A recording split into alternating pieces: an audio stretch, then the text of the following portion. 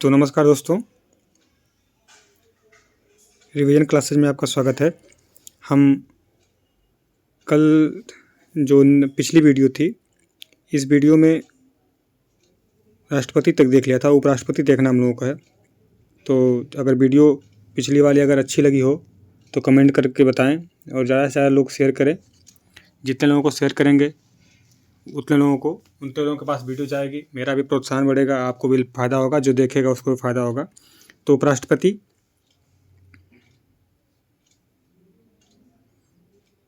उपराष्ट्रपति आपका ये यूएसए से लिया गया पद है, ठीक। और आर्टिकल देखते हैं। निर्वाचित और मनोनीत दोनों जो होते हैं, लोकसभा और राज्यसभा के जो निर्वाचित सदस्य हैं, 12 जो मनोनीत होते हैं, सारे इनके निर्वाचन में भाग लेते हैं। जैसे राष्ट्रपति का निर्वाचन एकल हस्तांतरण मत प्रणाली से होता है, वैसे इनका भी होता है, उपराष्ट्रपति का भी, ठीक। आर्टिकल 63 कहता है कि भारत का एक राष्ट्रपति होगा। 63 कहता है कि भारत का एक उपराष्ट्रपति होगा। 63 कहता है कि भारत का एक उपराष्ट्रपति होगा। 64 क्या कहता है कि जो उपराष्ट्रपति है, वाइस प्रेसिडेंट, राज्यसभा का पदेन सभापति होगा, ठीक है।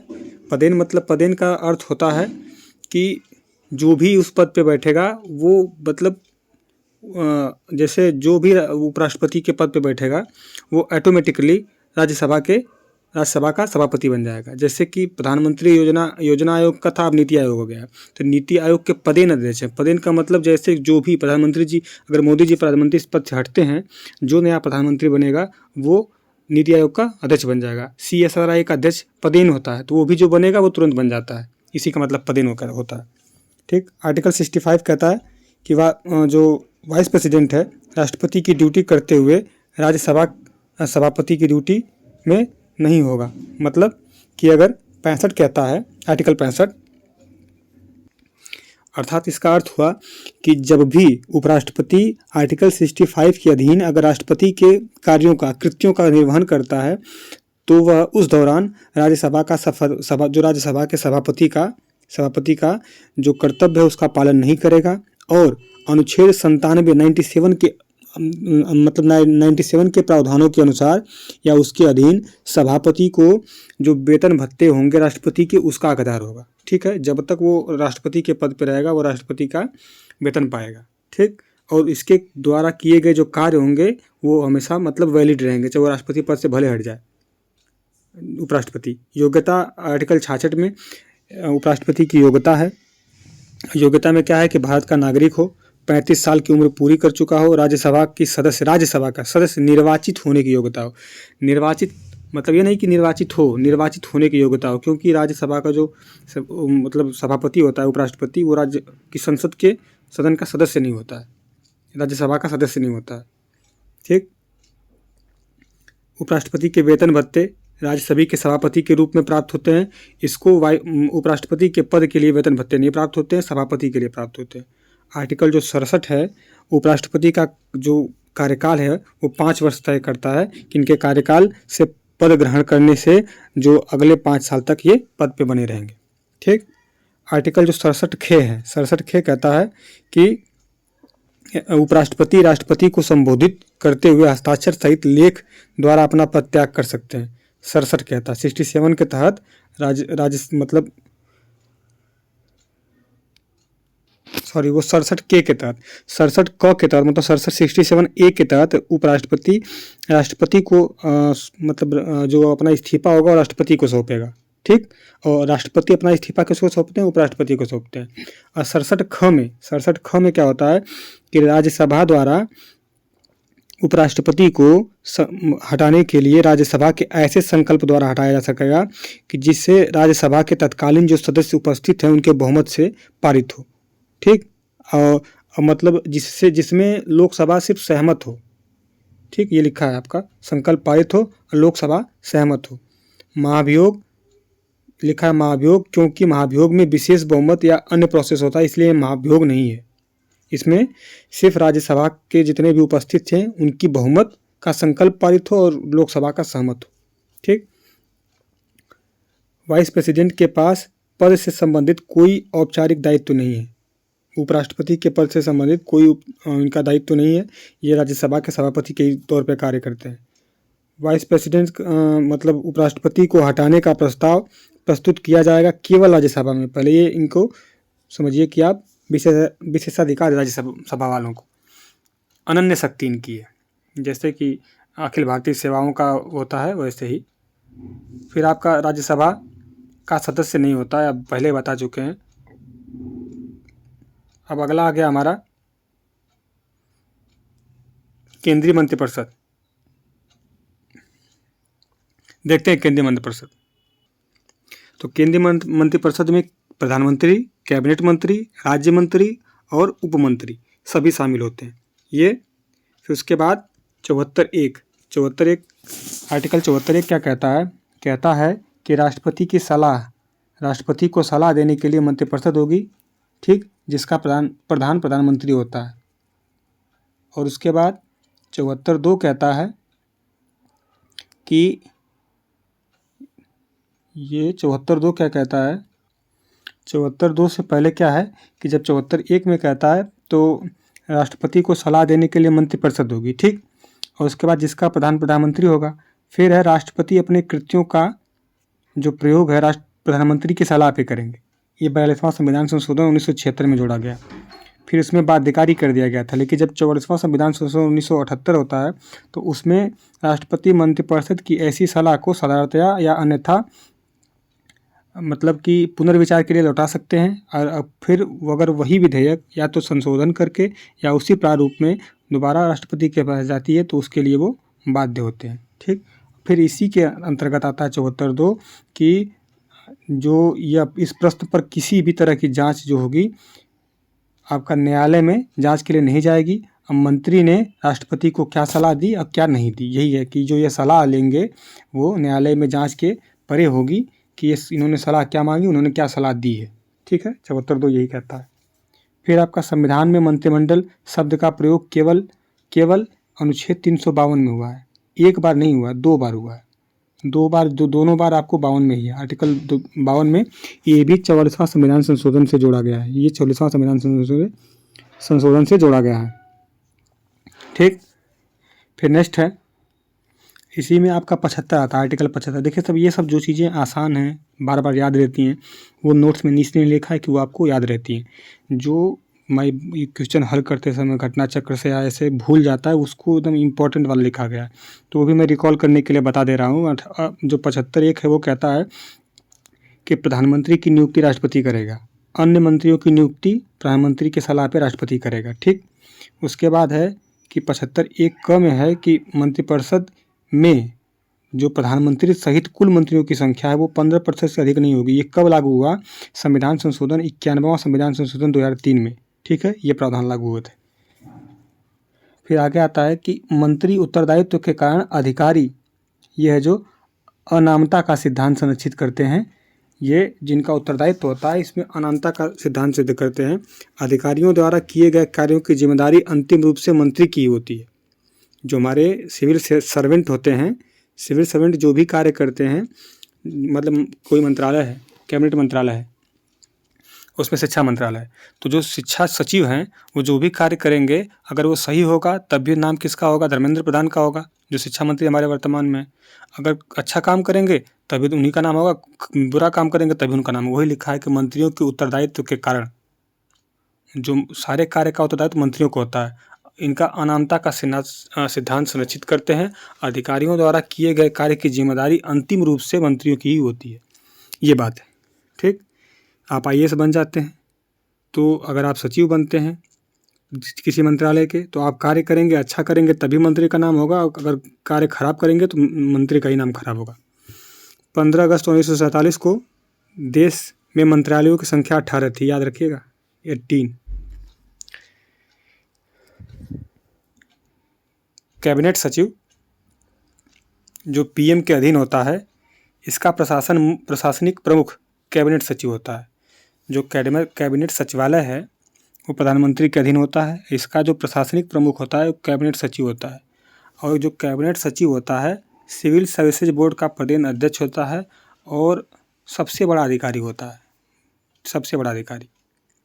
भारत का पीएम नियुक्त होता है, मतलब भारत के पीएम को न तो निर्वाचित किया जाता है न चयनित किया जाता है, ये नियुक्त किया जाता है। नियुक्त कौन करता है? राष्ट्रपति करता है। फिर केवल कैबिनेट मंत्री के स्तर पर जो कैबिनेट होती है, ये लिखा है, इसका मतलब है कि कैबिनेट का मतलब है केवल कैबिनेट स्तर के मंत्री कैबिनेट में शामिल होते हैं। 77(3) क्या कहता है? 77(3) देखते हैं। 77(3) कहता है कि राष्ट्रपति भारत सरकार का कार्य अधिक सुविधापूर्ण किए जाने के लिए मंत्रियों में उक्त कार्य का आवंटन करने के लिए नियम बनाएगा। ये 77(3) कहता है। हम ऊपर देखें, ये 18 वाली संख्या कि 15 अगस्त 1947 में कि मंत्रियालयों की संख्या कितनी थी? 18 थी। तो वर्तमान में कितनी है? 52 है। वर्तमान में 52 है, याद रखिएगा।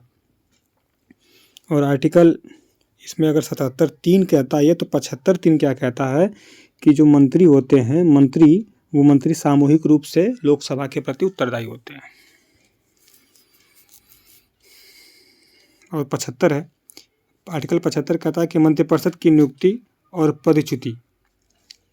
पदच्युति जो ये है आपका राष्ट्रपति के पद, मतलब जो प्रसाद पर्यंत मंत्री होते हैं। ठीक, अभी हम ऊपर बात किए थे CSRI का पदेन अध्यक्ष प्रधानमंत्री होते हैं। ठीक, राष्ट्रीय सुरक्षा समिति का अध्यक्ष ये भी प्रधानमंत्री होते हैं। आप हमारे संविधान में उप प्रधानमंत्री का पद नहीं है, गैर संवैधानिक पद है। संविधान के प्रावधानों से हटकर है ये परंपराओं में शामिल हो गया है। मंत्रिमंडल सामूहिक रूप से 75(3) के तहत यह लोकसभा के प्रति उत्तरदायी है, संवैधानिक बाध्यता है। ये इम्पोर्टेंट है, लोकसभा के प्रति उत्तरदायी है। फिर मंत्रिपरिषद रखता है विश्वास प्रस्ताव। देखिए क्या है कि विश्वास प्रस्ताव और अविश्वास प्रस्ताव, दो प्रस्ताव होते हैं। तो अविश्वास प्रस्ताव, निंदा प्रस्ताव, स्थगन प्रस्ताव, ये सब लाता है कौन? ये क्या कहते हैं कि अविश्वास प्रस्ताव, निंदा प्रस्ताव विपक्ष लाता है, लेकिन जो मंत्रिपरिषद है वो विश्वास प्रस्ताव लाता है। ये लिखा है कि मंत्रिपरिषद विश्वास प्रस्ताव लाता है और विपक्ष जो होता है अविश्वास प्रस्ताव लाता है। त्यागपत्र के बाद मंत्री को भाषण देने के लिए परमिशन, जैसे मान लीजिए कि पूरी मंत्रिमंडल त्यागपत्र दे देती है। ठीक है, जो पूरा मंत्रिमंडल है वो त्यागपत्र दे देता है, सरकार गिर जाती है। तो जो फिर अगर कोई मंत्री भाषण देना चाहे, कोई अपनी बात कहना चाहे, तो इसको बात कहने के लिए परमिशन कौन देता है? तो लोकसभा अध्यक्ष देते हैं। लोकसभा अध्यक्ष कहने के लिए परमिशन देते हैं सबको, और ना कोई मतलब बाध्यकारी नहीं कि वो बोले ही, अगर ना चाहे तो न बोले। संविधान में अविश्वास प्रस्ताव का उल्लेख नहीं है। संविधान में अविश्वास प्रस्ताव का मतलब ये उल्लेख नहीं है। ठीक, और अविश्वास प्रस्ताव no confidence motion NCM no confidence motion लाने के लिए न्यूनतम सदस्यों की संख्या कितनी होनी चाहिए आपका? या 50 होनी चाहिए। ठीक, और ये जो लाभ का पद है, लाभ के पद का निर्णय संघीय संसद करती है और राज्यों में राज्यसभा की विधानमंडल करते हैं। ये लाभ का पद संविधान में उल्लिखित नहीं है। ये जानिएगा कि लाभ के पद के बारे में कोई डिस्क्रिप्शन, मतलब ये डिस्क्राइब नहीं किया गया है कि लाभ का पद क्या क्या हो सकता है। ठीक, ये संघीय संसद हमारी कहती है और राज्य में राज्य विधानमंडल कहते हैं। अगर कोई MP MLA लाभ के पद के आधार पर अगर निर्हर घोषित होता है, ठीक है, अपने पद से हाथ धो बैठता है, तो इसका निर्णय कौन करता है? तो केंद्र में जो है आपका जो केंद्रीय निर्वाचन आयोग है उसकी सलाह पे राष्ट्रपति करता है।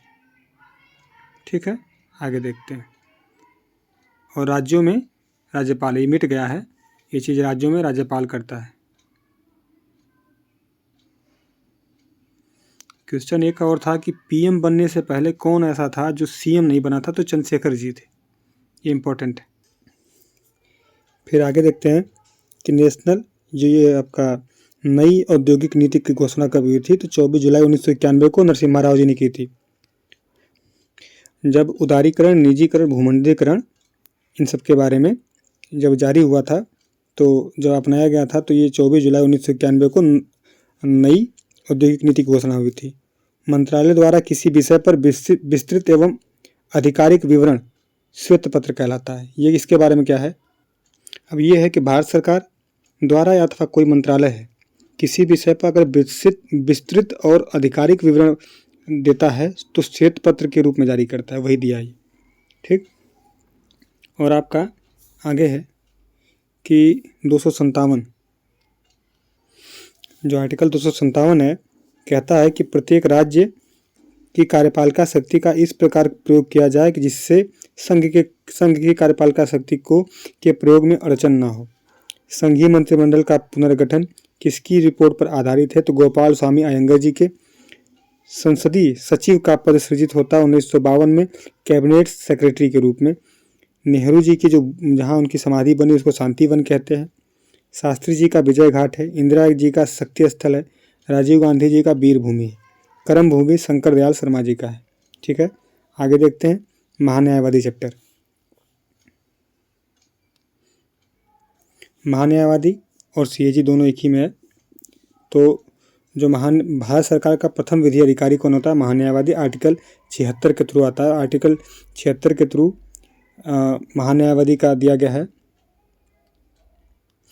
अटॉर्नी जनरल ऑफ इंडिया, इनकी योग्यता जो है सुप्रीम कोर्ट की जज जो बनने की योग्यता है वही इनके बनने की योग्यता है। संसद सदस्य की तरह इनके भत्ते मिलेंगे, विशेषाधिकार है। ठीक है। और 165 के थ्रू जो अटॉर्नी जनरल है वो हाई कोर्ट के जज बनने की जो योग्यता है वो रखता है। इतना इनके बारे में। ठीक है। और जो 76(4) में महान्यायवादी राष्ट्रपति के प्रसाद पर्यंत पद धारण करेंगे, ये जानते हैं आप। और फिर अनुच्छेद जो 88 है वो कहता है कि जो भारत का न्यायवादी है संसद के दोनों सदनों में कार्यवाही में शामिल होने का अधिकार है और क्या कहते हैं, लेकिन मतदान करने का अधिकार नहीं है। ठीक। और आपका और कुछ बचा है इसमें, तो हाँ एक चीज़ और है कि जो आर्टिकल 76 है उसमें 76 कहता है कि जो ये अपने कर्तव्यों का पालन भारत राज्य के क्षेत्र के सभी न्यायालयों में सुनवाई करने का अधिकार इनका किससे है? तो आपका आर्टिकल 76 से है। अब देखिए आर्टिकल 148 सीएजी है, महालेखा परीक्षक, नियंत्रक महालेखा परीक्षक। देखिए इनकी नियुक्ति 148 के थ्रू होती है, लेकिन और इनकी नियुक्ति राष्ट्रपति करते हैं। ठीक है। लेकिन इनको हटाया कैसे जाता है? सुप्रीम कोर्ट की तरह, जैसे सुप्रीम कोर्ट के जज हटाए जाते हैं वैसे ही इनको राष्ट्रपति नहीं हटा सकता है। जैसे महाभियोग लगता है, लेकिन महाभियोग टर्म नहीं यूज करते हैं, महाभियोग सिर्फ राष्ट्रपति के लिए करते हैं। लेकिन जैसे सुप्रीम कोर्ट के जज हटाते हैं वैसे ही हम सीएजी को हटाते हैं। ठीक है। उसके बाद हटने के बाद या इनका कार्यकाल खत्म हो जाता है तो केंद्र सरकार और राज्य सरकार के अधीन किसी भी पद के लिए ये अयोग्य हो जाते हैं। ठीक है। यह आर्टिकल 148(4) ही कहता है कि जो नियंत्रक महालेखा परीक्षक है अपने पद पर न रहने के पश्चात भारत सरकार के किसी या राज्य सरकार के किसी पद के पात्र नहीं होगा। ठीक है। और सीएजी का जो कार्यकाल है वो 6 वर्ष या 65 जो भी पहले आए। अगर मान लीजिए कि अपॉइंटमेंट होता है इनकी 60 वर्ष की उम्र में, तो क्या कहते हैं कि 6 वर्ष का कार्यकाल है तो ये 65 वर्ष पहले आ जाता है तो 65 वर्ष पर रिटायर हो जाएंगे। अगर मान लीजिए कि 57 वर्ष में इनका अपॉइंटमेंट होता है तो अगर 64 में इनका 6 साल पूरा होता है तो 64 साल में रिटायरमेंट होंगे। ऐसे जो पहले आ जाए ये होता है। ठीक है। उसके बाद है कि पीएससी लोक लेखा समिति का आँख और कान और मित्र एवं मार्गदर्शक कहते हैं, इसे सीएजी को कहते हैं। और सीएजी को लोक निधि है उसका अभिभावक भी कहा जाता है। ठीक है। तो आर्टिकल 51(1) कहता है सीएजी प्रतिवेदनों को, जो सीएजी मतलब जो भी रिपोर्ट देता है राष्ट्रपति के समक्ष वो दोनों सदन में राष्ट्रपति रखवाएगा। वो 101 के थ्रू वह रिपोर्ट रखवाता है, 151 के थ्रू। और 151(2) कहता है कि राज्य के प्रतिवेदनों को राज्यपाल राज्य विधानमंडल में रखवाएगा, 151(2) कहता है। ठीक है। बी आर अम्बेडकर जी ने क्या कहा? संविधान के तहत सर्वाधिक महत्वपूर्ण अधिकारी सीएजी होता है, ये बी आर अम्बेडकर साहब ने कहा है। अगला है कि सीएजी अधिनियम 1971, ये संविधान संशोधन 1976 में हुआ था। 1 मिनट बताते हैं इसके बारे में। तो 1971 में क्या आता है कि महालेखा परीक्षक कर्तव्य शक्तियाँ और शर्तें अधिनियम 1971 आता है। ठीक। अब इसी में संशोधन 1976 में होता है तो लेखा जो होता है वर्ड अकाउंटिंग, इसको इससे अलग कर दिया गया। ठीक है। सीएजी राष्ट्रपति के 3 लेखा परीक्षा को प्रतिवेदन करता है। कौन कौन सा करता है? विनियोग लेखाओं पर लेखा परीक्षा रिपोर्ट, वित्त लेखाओं पर परीक्षा रिपोर्ट आपकी है सरकारी उपक्रमों पर लेखा परीक्षा रिपोर्ट, ठीक है, ये करता है। और इसके बाद ये जो लोक लेखा समिति है पीएससी, इसकी जांच करके संसद को अवगत भी कराता है, ठीक है। अब आर्टिकल 88 वाला देखें हम लोग। अटॉर्नी जनरल किसी भी सदन में भाग ले सकता है और किसी समिति का सदस्य भी हो सकता है। वोट देने का अधिकार ये महान्यायवादी को नहीं है, ठीक है। ये लिखा है संबोधित कर सकता है, तो किसी भी सदन में बोल भी सकता है, लेकिन मतदान करने का अधिकार नहीं है। ये सारा ये आप किसका है? अटॉर्नी जनरल ऑफ इंडिया, महान्यायवादी का है। जो बीच में पढ़ रहे थे वो हम लोग ध्यान दीजिएगा बातों का, बीच में आर्टिकल आ गया था तो वो बोल दिए हैं, वो नियंत्रक माल लेखा परीक्षक का था। अब सीएजी का काम क्या क्या नहीं है? सार्वजनिक धन की प्राप्ति का काम नहीं है, निर्गत और नियंत्रण काम नहीं है, फिर क्या कहते हैं कि सुनिश्चित करना कि सार्वजनिक राजस्व कोष में जमा हो, ये भी है। जो क्वेश्चन पूछा था वो इसी तरह लिख दिया गया। इंडिया वर्सेज ब्रिटेन, भारत का सीएजी नाम के अनुसार वित्त पर नियंत्रण का कार्य न करके केवल उसकी परीक्षा करता है, ठीक है। और जो ब्रिटेन का सीएजी है, दोनों प्रकार के इसको अधिकार प्राप्त हैं, ठीक है, कंट्रोलिंग और ऑडिटर दोनों, कंट्रोलिंग और ऑडिटर दोनों, ठीक है। सीएजी रिपोर्ट पर उचित कार्यवाही करने के लिए जो अंतिम जिम्मेदारी है वो किसकी है? संसद की है। सीएजी अगर रिपोर्ट देता है उस पर उचित कार्यवाही करने की अंतिम जिम्मेदारी किसकी है? सीएजी की है। फिर उसके बाद संसद की लोक लेखा समिति की बैठकों में उपस्थित रहने का अधिकार है सीएजी के पास। ये अधिकार मतलब कि रहता है, उपस्थित रहता है, इन लोगों को मार्गदर्शक के रूप में कार्य करता है। आर्टिकल 149 सीएजी का ड्यूटी और पावर और कर्तव्य के बारे में बताता है। फिर सहकारी अधिकारिता 143 है, सलाहकारी अधिकारिता जो सलाह देता है ये सुप्रीम कोर्ट को 143। ये राष्ट्रपति जो 143 है इसका बताते हैं। क्या है कि अगर राष्ट्रपति को सुप्रीम कोर्ट से सलाह मांगने का अधिकार है, ये आर्टिकल 143 के थ्रू। अगर मान लीजिए कि राष्ट्रपति जी सुप्रीम कोर्ट से सलाह मांगते हैं तो वो बाध्य नहीं है कि सुप्रीम कोर्ट उनको सलाह दे। और ये भी अगर सुप्रीम कोर्ट सलाह दे भी देती है तो ये भी बाध्य नहीं है कि राष्ट्रपति जी उनको माने। ये दोनों बात है, लेकिन सलाह मांगने का अधिकार आर्टिकल 143 के थ्रू राष्ट्रपति के पास है। लोक निधि का अभिभावक कौन है? तो हमने देखा अभी कौन है, सीएजी है, ठीक है। आगे देखते हैं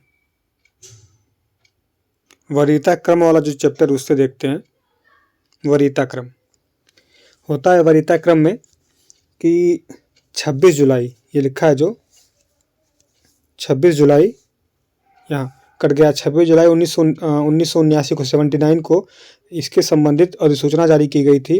और वर्तमान में पदों का जो वरीयता क्रम है उसमें, और ये जो वरीयता क्रम होगा राजनीतिक समारोहों के अवसर पर केवल लागू होता है, सरकार के दैनिक कार्यों में इसका प्रयोग नहीं होता है, ठीक है। और आपका भारत सरकार में जो सर्वोच्च सिविल अधिकारी होता है वो मंत्रिमंडल का सचिव होता है या कैबिनेट सेक्रेटरी। ये आर्टिकल 1952 में जो ऊपर देखें ये पद बना है। और जो वरीयता क्रम में सबसे नंबर 1 पे राष्ट्रपति आते हैं, नंबर 2 पे उपराष्ट्रपति, नंबर 3 पे प्रधानमंत्री, नंबर 4 पे जो है राज्यों के राज्यपाल, वो अपने राज्य में होंगे। फिर नंबर 5 पे भूतपूर्व राष्ट्रपति हैं, नंबर 5 पे उप प्रधानमंत्री होते हैं, ठीक है, दोनों एक समकक्ष हो गए। नंबर 6 पे जो है आपके भारत के मुख्य न्यायाधीश होते हैं और इसी समकक्ष आपके लोकसभा होते हैं, नंबर 6 पे लोकसभा के अध्यक्ष। 7वें पे आपके कौन है? तो 7वें पे आपके कैबिनेट मंत्री होता है और राज्यसभा एवं लोकसभा के विपक्ष के नेता होते हैं। और इसी 7वें में नीति आयोग के उपाध्यक्ष होते हैं, भूतपूर्व प्रधानमंत्री होते हैं। 7वें पे राज्यों के मुख्यमंत्री आते हैं अपने राज्य में। और 7 में जो है भारत रत्न से सम्मानित व्यक्ति आते हैं। 8 में आपके भारत स्थित विदेशों के असाधारण और पूर्ण अधिकारी राजदूत तथा राष्ट्रमंडल देशों के उच्चायुक्त, राज्यों के राज्यपाल जो राज्य से बाहर हों। अगर राज्य के बाहर होते हैं राज्यपाल तो 8वें नंबर पे आते हैं। राज्य के अंदर होते हैं राज्यपाल तो 4थे नंबर पे आते हैं। मान लीजिए यूपी में कोई कार्यक्रम हो रहा है तो राष्ट्रपति जी आए हैं, प्रधानमंत्री जी आए हैं, उसके बाद उपराष्ट्रपति जी आए हैं और राज्यपाल आते हैं, तो राज्यपाल 4थे नंबर पर रहेंगे कार्यक्रम में। अगर बाहर जाते हैं राज्यों से बाहर तो एक ही राज्यपाल, वही राज्यपाल 8वें नंबर पे आता है। यही बात है, ठीक है। चलिए आगे देखते हैं, इसकी कहानी खत्म। अब संसद आ गया, संसद देखते हैं। देखिए तो संसद जानते हैं, संसद क्या है कि संसद संघीय सरकार का विधायी अंग है। संसद जो है संघीय सरकार का विधायी अंग है और केंद्र स्तर पर विधि निर्माण का कार्य संसद द्वारा किया जाता है। और संविधान के भाग 5, ये लिखा है भाग 5, संविधान के भाग 5 में के अंतर्गत अनुच्छेद 79 से लेकर 122, 79 से 122 तक संसद से संबंधित प्रावधान किए गए हैं। और जो अनुच्छेद 79 कहता है, अनुच्छेद 79 के अनुसार संघ के लिए एक संसद होगी जो राष्ट्रपति और 2 सदनों से मिलकर बनेगी। और जो 2 सदन के नाम है, एक राज्यसभा होगा, एक आपका लोकसभा होगा। ठीक है। आर्टिकल 81 के अनुसार लोकसभा और मतलब 80 के अनुसार राज्यसभा का गठन होगा। ये प्रावधान है। अब देखते हैं आगे। अब जो इम्पोर्टेंट है, मतलब इम्पोर्टेंट तो सारे हैं, लेकिन जो घटना चक्र पढ़ते हैं उस पर दिमाग क्लिक नहीं करता है, वो छूट जाता है, तो वो इम्पोर्टेंट पॉइंट देखते हैं। लोकसभा में राज्यवार सीटों का वितरण जो भी है अभी तक 1971 की जनगणना पर आधारित है।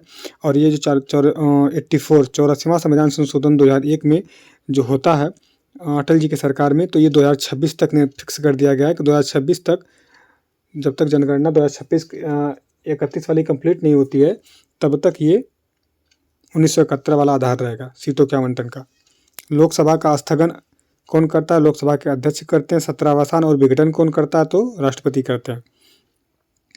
93 लोकसभा के सदस्यों द्वारा अध्यक्ष उपाध्यक्ष का चुनाव सदस्यों के बीच से ही होगा। ये कौन कहता है? आर्टिकल 93 कहता है। आर्टिकल 94 क्या कहता है? त्यागपत्र लोकसभा अध्यक्ष उपाध्यक्ष को देता है और उपाध्यक्ष जो त्यागपत्र होता है लोकसभा अध्यक्ष को देता है। ठीक। लोकसभा अध्यक्ष को हटाने का संकल्प अगर विचाराधीन होता है तो वो पीठासीन का अधिकारी नहीं होता है।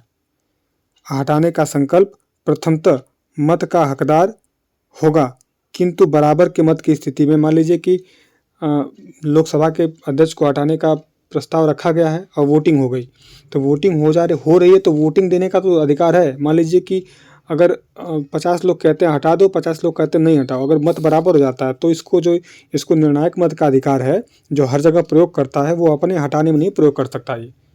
ठीक है। अगर कोई विधेयक है, वो विधेयक में अगर मत बराबर हो जाते हैं तो निर्णायक मत तो किसी तरफ भी दे सकता है, लेकिन इसके पद हटाने के लिए अगर होता है तो ये नहीं दे सकता है। आगे देखते हैं।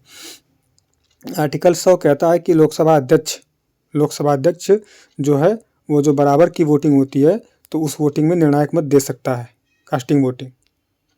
ठीक है, देख लिया हम लोगों ने ये आर्टिकल 100 मतलब अगर सत्ता पक्ष और विपक्ष दोनों के मत अगर किसी विधेयक पे किसी पे बराबर हो जाते हैं तो लोकसभा अध्यक्ष को निर्णायक मत देने का अधिकार है। वो जिसके पक्ष में दे उसको उसके पक्ष में वोटिंग जाएगी।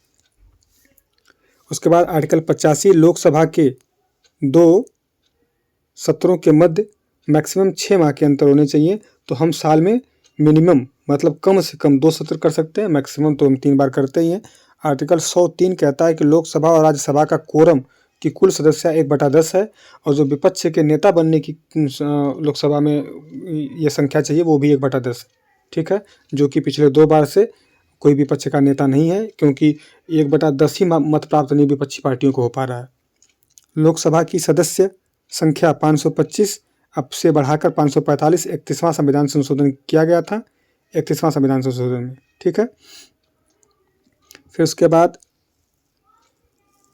सर्वाधिक आरक्षित सीट लोकसभा में मध्य प्रदेश से है। ठीक है। यूपी बिहार में 0 है।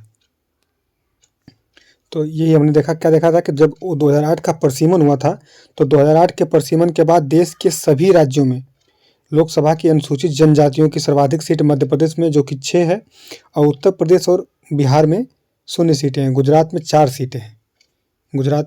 4 सीटें हैं एसटी की। ठीक है। तो आपका 7वां संविधान संशोधन होता है। 7वां संविधान संशोधन द्वारा राज्यों का पुनर्गठन होता है तो उसमें लोकसभा के सदस्यों की संख्या 520 निश्चित की गई थी। ठीक है। फिर 14वां संविधान संशोधन होता है तो उसमें 520 और जो केंद्र शासित प्रदेश थे उनकी जो संख्या थी 20 से बढ़ाकर 25 कर दी गई। फिर 31वां संविधान जो ऊपर देखें हम लोग, ये 31वां संविधान संशोधन होता है यहाँ पे। तो ये क्या होता है, जब ये होता है तो 25 को घटा के 20 कर देते हैं और ये 20 वाली बढ़ा के इसमें 45 कर देते हैं, 525 को 45 कर देते हैं। ठीक, इसमें संख्या बढ़ी रहती है। तो फिर यूपी का सबसे बड़ा संसदीय क्षेत्र गाजियाबाद है। लोकसभा का प्रथम आम चुनाव जो हुआ था 1952 में हुआ था। क्षेत्रफल के अनुसार सबसे बड़ा लोकसभा निर्वाचन क्षेत्र जो लद्दाख है। और आपका स्मॉलेस्ट जो है आपका चांदनी चौक दिल्ली वाला है।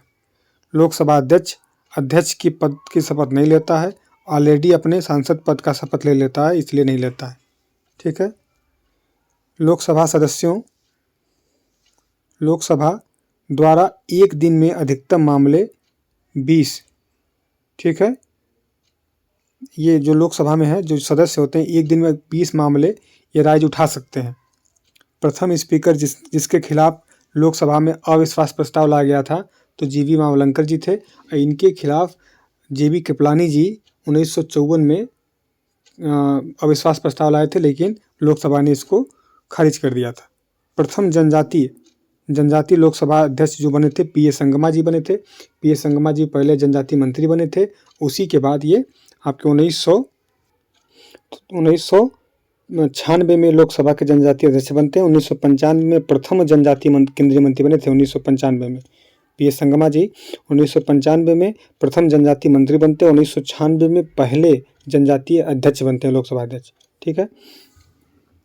फिर आपकी पहली महिला अगर अध्यक्ष पूछेगा तो आप मीरा कुमार को बताइएगा। ये 15वीं लोकसभा की अध्यक्ष थी, 2009 में बनती हैं। 17वीं लोकसभा में आप जानते हैं इस समय ओम बिरला जी हैं। और आपका लोकसभा सचिवालय, ठीक है, ये डायरेक्ट किसके कंट्रोल में रहता है? जो लोकसभा सचिवालय लोकसभा अध्यक्ष के कंट्रोल में रहता है। लोकसभा में किसी विधेयक पर आम बहस किस स्तर पर द्वितीय वाचन पर होता है? ठीक है, प्रथम वाचन में प्रस्तुत करते हैं, द्वितीय वाचन पे आम बहस भी होता है। देखिए, प्रथम वाचन में प्रस्तुति होती है और द्वितीय वाचन में आम बहस होता है।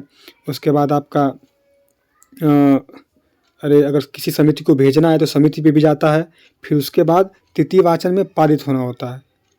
ठीक, प्रथम लोकसभा में सबसे बड़ा राजनीतिक दल 1952 में जो था वो विपक्ष वाला था। विपक्ष वाला सीपीआई थी, वो 16 सीटें थी विपक्ष वाले में।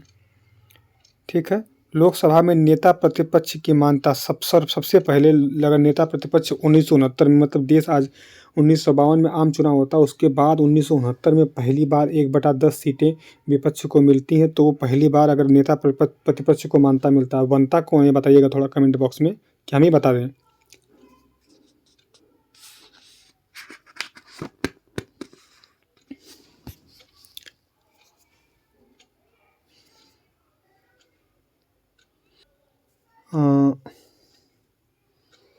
ये राम सुभग सिंह क्या होता है?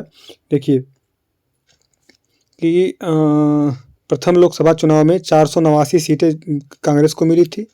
489 सीटों पे चुनाव हुआ था प्रथम लोकसभा चुनाव का, जिसमें 364 सीटें कांग्रेस पाई थी, 16 सीटें आपके सीपीआई पाई थी। ठीक है, और 1969 में आपका जब बंटवारा हुआ था कांग्रेस का, तो कांग्रेस एक आई बनी थी, एक ओ बनी थी। तो कांग्रेस ओ जो थी उसमें राम सुभग सिंह पहली बार विपक्ष के नेता बने थे। ठीक है, अब आगे देखते हैं। और आपका 3 अप्रैल 1952 को लोकसभा का गठन होता है, राज्यसभा का, सॉरी। आर्टिकल जो 80 राज्यसभा को कहता है कि 250 सीटों में 238 सीटें राज्यों की हैं, 238 सीटें निर्वाचित हैं, 12 सीटें मनोनीत हैं, जिनमें से 3 यूटी से आते हैं राज्यसभा के सदस्य, दिल्ली से, पुदुचेरी से और आपका जम्मू कश्मीर से। जम्मू कश्मीर से 4 हैं आपके, उसके बाद पुदुचेरी से 1 हैं, और दिल्ली से कितने हैं ये आप कमेंट बॉक्स में बताइए। ऑप्शन है 1 2 3 4, कितने हैं? ठीक, तो राज्यसभापति जो है, राज्यसभा का सभापति राज्यसभा का सदस्य नहीं होता। ऊपर देखें हम लोग उपराष्ट्रपति में, उपराष्ट्रपति को हटाने का संकल्प अगर विचाराधीन है तब तक वो सभापति के रूप में पीठासीन नहीं होगा। आर्टिकल 249 कहता है कि 1 वर्ष के लिए, 1 साल के लिए, आर्टिकल 249 कहता है कि यदि राज्यसभा अपने उपस्थित और मतदान देने वाले सदस्यों का कम से कम 2/3 बहुमत से ऐसा संकल्प पारित कर दे 2/3 बहुमत से ऐसा संकल्प पारित कर दे कि राष्ट्रहित में यह कानून या यह विधि बनना आवश्यक है, तो संसद उस विषय पर विधि कानून मतलब कानून बना सकती है। ये राज्यसभा का अनन्य अधिकार है, ठीक है। परंतु यह प्रस्ताव 1 वर्ष से अधिक तक अस्तित्व में नहीं रह सकता है। ये जब प्रस्ताव आएगा तब, अगर कानून बन जाता है कोई दिक्कत नहीं, अगर ये प्रस्ताव होता तो 1 वर्ष से अधिक तक नहीं रह सकता है, ठीक है। और आपका जो 250 है कहता है कि आपातकाल की स्थिति में संसद को राज्य सूची में उल्लिखित किसी विषय के संबंध में भारत के संपूर्ण राज्य क्षेत्र या उसके किसी भाग के लिए कानून बनाने की शक्ति प्राप्त होती है, लेकिन आपातकाल की समाप्ति के पश्चात 6 माह की अवधि से अधिक यह प्रावधान प्रभावी नहीं रह सकता, ये 6 माह से अधिक, ठीक है। फिर आपका आर्टिकल 113 के तहत अनुदान और मांगें लोकसभा में रखी जाएंगी तथा उस पर उसे ही मतदान करने का अधिकार है, राज्यसभा को नहीं है, ठीक है। 3 अप्रैल 1952 राज्यसभा। आगे देखते हैं। अगला आता है कि चैप्टर में है एंडिंग द फ्लोर। इसका मतलब होता है बैठ जाना। सदन का अध्यक्ष किसी को बोलने से रोककर अन्य को बोलने के लिए कह देता है तो इसे बैठ जाना कहते हैं, एल्डिंग द फ्लोर कहते हैं। अध्यक्ष अगर किसी सदस्य को बोलने से रोककर अन्य सदस्य को बोलने को कह सकता है, ये एल्डिंग फ्लोर है। फिर आपका जो आता है crossing the floor. Crossing the floor इसका मतलब होता है पक्षत्याग। पक्षत्याग का मतलब होता है कि सदन के किसी सदस्य द्वारा, सदन के सदस्य द्वारा एक दल को छोड़कर जिससे वह चुन कर आया है दूसरे दल में शामिल होना, यह आपका क्रॉसिंग द फ्लोर है। जीरो आवर जानते हैं आप कि आपका भारत के संसदीय व्यवस्था का देन है जीरो आवर, ठीक है। और एक इन्हीं में जैसे एल्डिंग द फ्लोर है, उसी में एक आता है आपका, उसे कहते हैं इंटरपेलेशन, अंतरप्रदन में क्या है, किसी सरकारी अधिकारी से किसी नीति या कार्य के विवरण की मांग हेतु संसदीय प्रक्रिया का अंतरप्रदन कहलाता है। अब मर्यादा मतलब क्या होता है, जो मर्यादा, इसे डेकोरम कहते हैं। मर्यादा में विनम्र एवं स्वीकार्य व्यवहार बनाए रखना, ये मर्यादा कहलाता है, ठीक है। आगे देखते हैं। 109 आर्टिकल 109 धन विधेयक केवल लोकसभा में प्रस्तुति हो सकती है। यदि 110 कहता है, 110 में विनिर्दिष्ट कोई विषय सम्मिलित नहीं हो तो किसी भी सदन में प्रस्तुत किया जा सकता है। जैसे धन विधेयक है, वित्त विधेयक होता है। तो अगर कोई भी, अगर जैसे जितने प्रावधान आर्टिकल 110 में दिए गए हैं, अगर वो नहीं है, अगर कोई ऐसा विधेयक आता है तो वो किसी भी सदन में प्रस्तुत हो सकता है। संयुक्त बैठक ये आर्टिकल 108 के थ्रू होती है।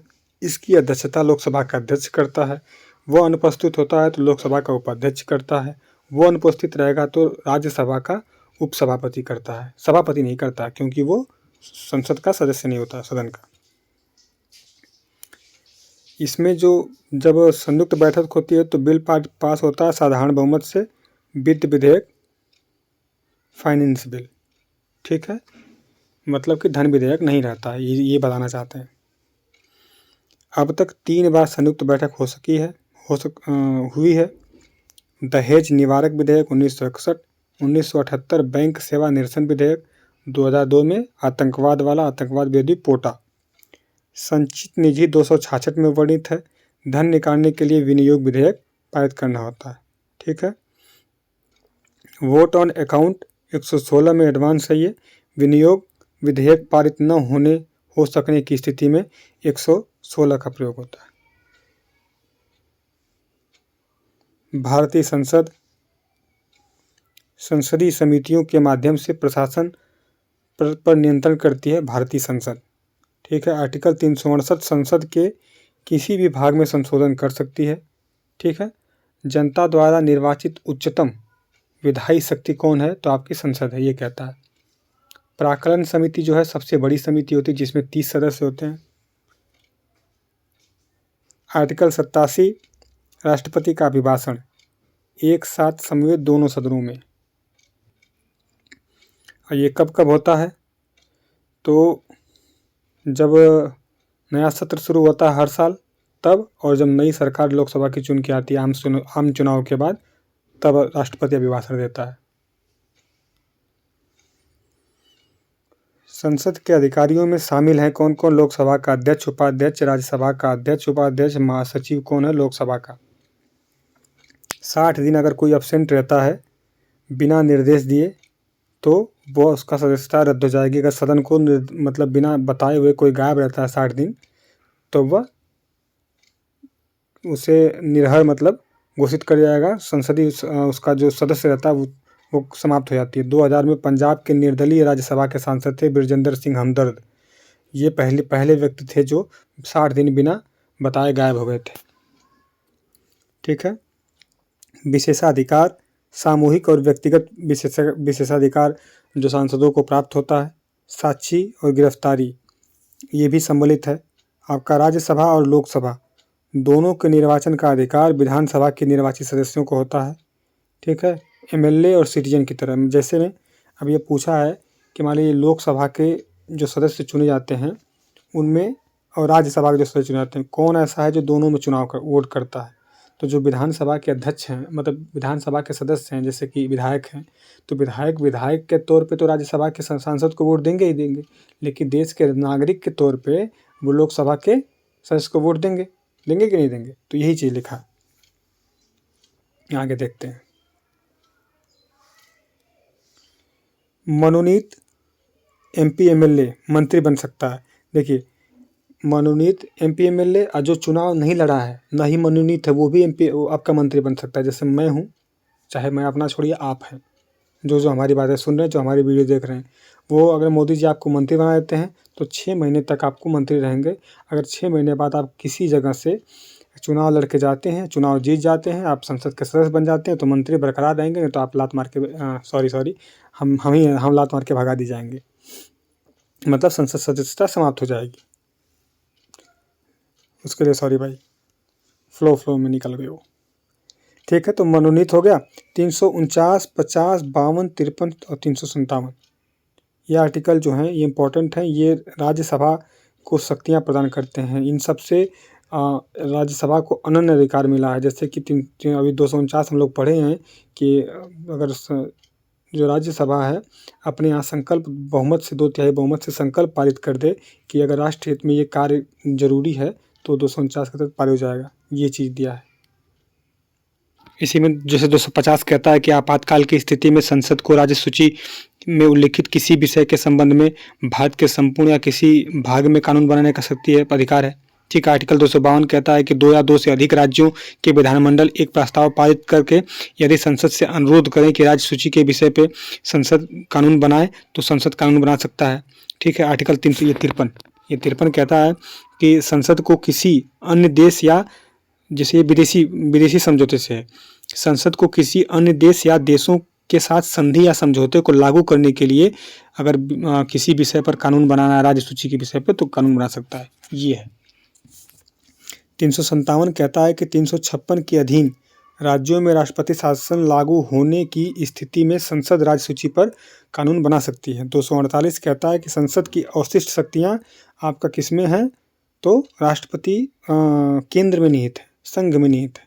अवशिष्ट शक्तियाँ समवर्ती सूची में आपकी राज्य सूची, संघ सूची, समवर्ती सूची और जो बच गई वो अवशिष्ट शक्ति वो केंद्र में है।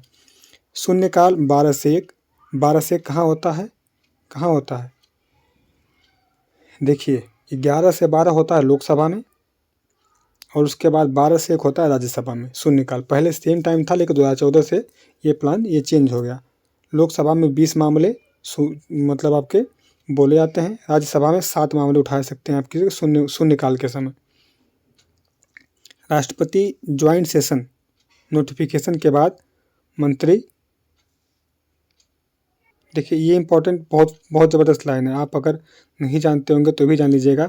अगर राष्ट्रपति का ज्वाइंट सेशन का आहुति हो गई है, अगर राष्ट्रपति ने ज्वाइंट सेशन आहूत कर दिया है, ठीक है, कि ज्वाइंट सेशन इस डेट को बैठनी है, अगर लोकसभा भंग हो जाती है, लिखा है यहाँ पे लोकसभा भंग हो गई, ये देखिए यहाँ पे लोकसभा अगर भंग हो जाए तो जब लोकसभा भंग हो जाए उस स्थिति में भंग होने के बाद भी संयुक्त बैठक का यथा समय आहूत होगा। ये बहुत इंपॉर्टेंट कि अगर लोकसभा भंग हो जाती है तब भी संयुक्त बैठक होती है और जो विधेयक पारित करना होता है वो पारित भी होता है और कानून भी बनता है।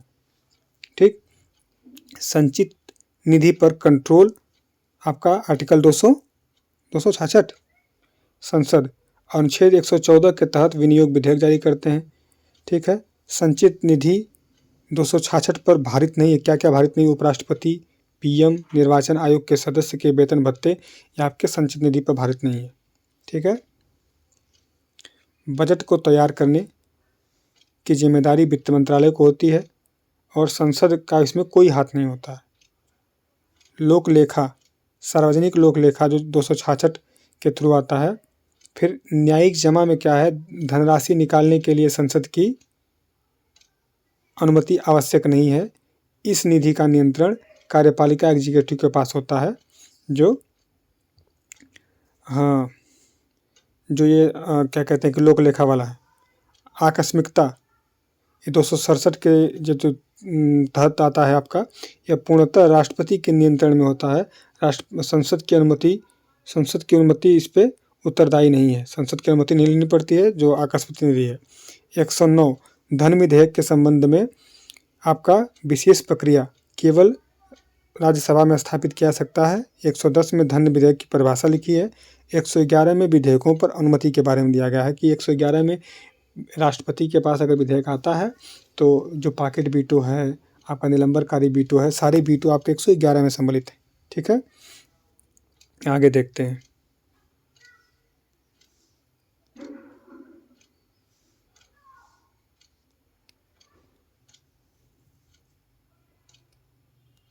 सॉरी, थोड़ा ये पॉज हो गया था, तो अगर दोबारा रिपीट हो गया होगा तो उसके लिए माफ़ी, देख लीजिएगा। तो हमने यहाँ से देख लिया था कि यहाँ से जल्दी जल्दी एक बार रिविजन कर लेते हैं। यहीं से आपका, यहीं से यूनियन बजट की तैयारी और पेश करना आपका वित्त मंत्रालय करता है। गैर सरकारी विधेयक, ऐसे विधेयक जो होते हैं जो मंत्री नहीं होते वो पेश करते हैं, गैर सरकारी विधेयक करते हैं। सरकारी विधेयक मंत्री द्वारा पेश किया जाता है। इकोनॉमिक सर्वे क्या होता है? तो आगामी वर्ष के लिए बजट से पूर्व प्रस्तुत चालू वर्ष की अर्थव्यवस्था में विभिन्न क्षेत्रों की प्रगति गतिविधियों के साथ राजकोषीय विवरण को क्या कहते हैं? इकोनॉमिक सर्वे कहते हैं। ठीक है, लेखानुदान किसे है?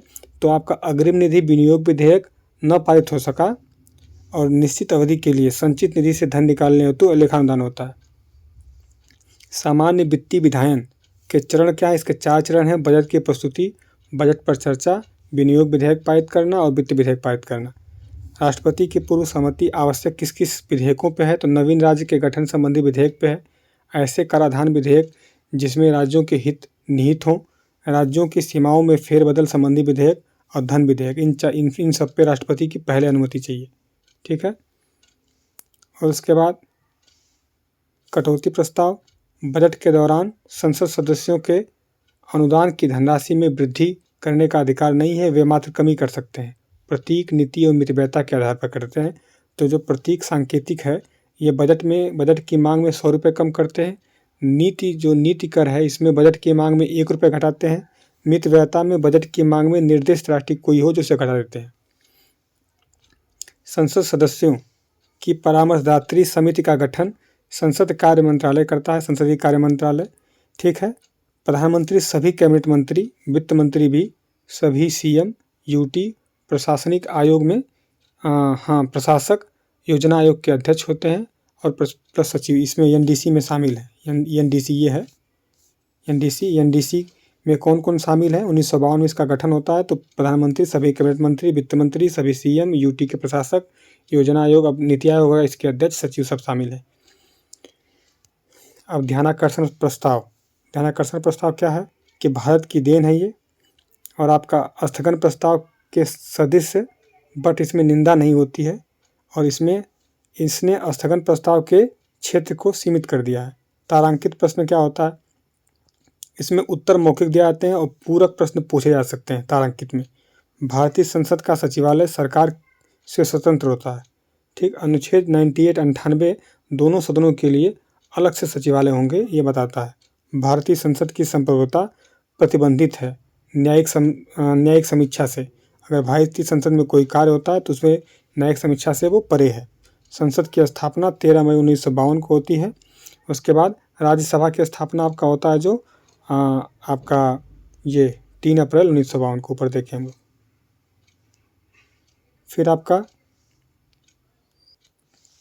फिर आपका 1955 में प्रोटेक्शन ऑफ फूड इलेक्ट्रेशन आपका एक्ट आता है। सिविल राइट्स प्रोटेक्शन एक्ट आता है, वो भी 1955 में। घरेलू हिंसा से महिलाओं की सुरक्षा का अधिनियम 2005-6 में आता है। 26 अक्टूबर 2006 से लागू होता है। ठीक है। एसटी और एससी कानून 1989 में आता है। सॉरी, एसटी और एसटी का जो कानून आता है वो आपका 1989 में। यह आपका संरक्षा विभेद सिद्धांत पर आधारित है, आर्टिकल 15(4) वाला। हिंदू विवाह अधिनियम 1955 में। हिंदू उत्तराधिकार अधिनियम 1956 में। सती निरोध अधिनियम जो था सती 1987 में आता है। आरटीआई अधिनियम आपका जो 12 अक्टूबर 2005 से लागू होता है। और आपका पेशा जो एक्ट था आपका 1996 में। क्रिमिनल ट्राइब्स एक्ट 1871 का लागू है। आरटीआई राष्ट्रपति की स्वीकृति मिली थी जब आपका 15 जून 2005 को मिली थी। 19(1) जो फ्रीडम वाला उसमें है आरटीआई एक्ट, सूचना का अधिकार उसमें सम्मिलित है। आरटीआई मूल अधिकार में भी है। 19(1) विधिक अधिकार में बना। उसके बाद सूचना आयुक्त जो होते हैं 5 वर्ष 65 वर्ष के लिए होते हैं। सूचना मांगे जाने के कारण मतलब देने की बाध्यता नहीं है।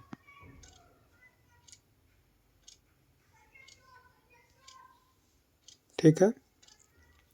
मद्रास हाईकोर्ट के तहत सूचना मांगने वाले का कारण आवश्यकता बताना चाहिए। ये जो आपका है एफआरए अधिकारियों की प्रक्रिया आरंभ होगी ग्राम सभा, इसके बाद तहसील, इसके बाद जिला स्तर तक जांच होगी। लैंड एग्जीक्यूटिव एक्ट जो होता है 1894 में आया था। 2013 में संशोधन हुआ। ठीक है। एफसीएस संरक्षण जो हुआ था आपका 1980 में। वन संरक्षण अधिनियम फॉरेस्ट वाला। फिर आरटीई अधिनियम के अनुसार प्राथमिक कक्षाओं के शिक्षण के लिए टेट पास होना आवश्यक है। आरटीई 2009 में लागू होता है। संसदीय समितियों के बारे में देखते हैं। संसदीय समितियां, अब संसदीय समितियां देखते हैं कितना है, थोड़ा लंबा है तो हम अगली वीडियो में संसदीय समितियां देखेंगे। 1-2 वीडियो में कंप्लीट कर देंगे, ज़्यादा नहीं है अभी ज़्यादा, 2-3 वीडियो लगेगा। कल लग रहा था कि थोड़ा कम है, लेकिन कल से देखेंगे। तो धन्यवाद। वीडियो को ज़्यादा से ज़्यादा लाइक करें, सब्सक्राइब करें। अगर अच्छा लगे वीडियो तो कमेंट करके ज़रूर बताएं। धन्यवाद। जय हिंद।